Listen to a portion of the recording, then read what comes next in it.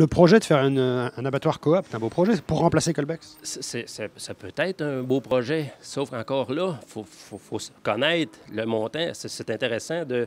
Moi, je connais pas... Mon prêtre, même s'il ne me voit pas souvent, le prêtre de ma paroisse, même s'il ne me voit pas souvent à l'église, il n'a jamais pensé d'acheter l'oratoire Saint-Joseph à 4 fois la valeur, 10 fois la valeur du prix, de connivence avec le secrétaire puis le sonneur de cloche, puis inciter les gens à le payer par après. Puis s'ils ne le payent pas, bien, on va couper 40 les assistés sociaux, on va couper 40 les fonds de pension de tout le monde. C'est des beaux projets peut-être, mais c'est le côté confidentiel, puis côté de... Mais là, ce que vous nous dites, c'est que le projet coop n'existe plus non plus. Et puis pourtant, M. Doyon a sûrement plus d'influence aujourd'hui qu'il en avait au passé, puisqu'il est rendu deuxième vice-président de l'UPA.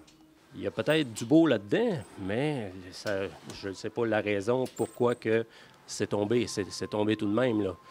Je sais qu'au plus fort de l'association de M. Brault, on avait 400 quelques membres, donc c'est beaucoup de dossiers. Mais combien Maître William et Maître Savoie ont de budget pour nous poursuivre? Ça, là est la question, et ça, dans votre journal de, je ne sais pas quelle édition, mais dans le temps des fêtes, top février ou décembre. Il y a un bout qu'on manque à l'UPA, la confidentialité, le quatrième fonds et le salaire de M. Groslot et M.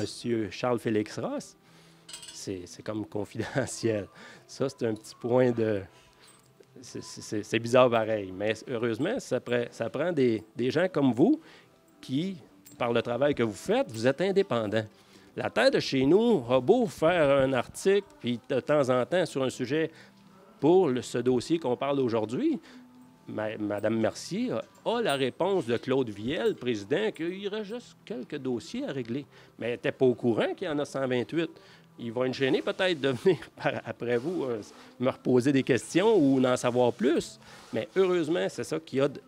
Ça fait longtemps dans le dossier d'Ultramar, toute notre information était biaisée, était courrier de Saint-Hyacinthe, des lettres ouvertes barrées, enlevé du site Internet. Oh, le tabarnouche!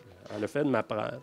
Savoir ça, j'ai dit, qui a bien le pouvoir de nous enlever une lettre ouverte, retirer?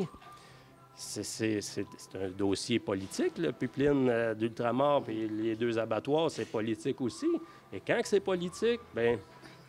Là, il y a une campagne politique qui s'en vient. Il y a peut-être des politiciens à solliciter pour leur dire on veut un abattoir au Québec.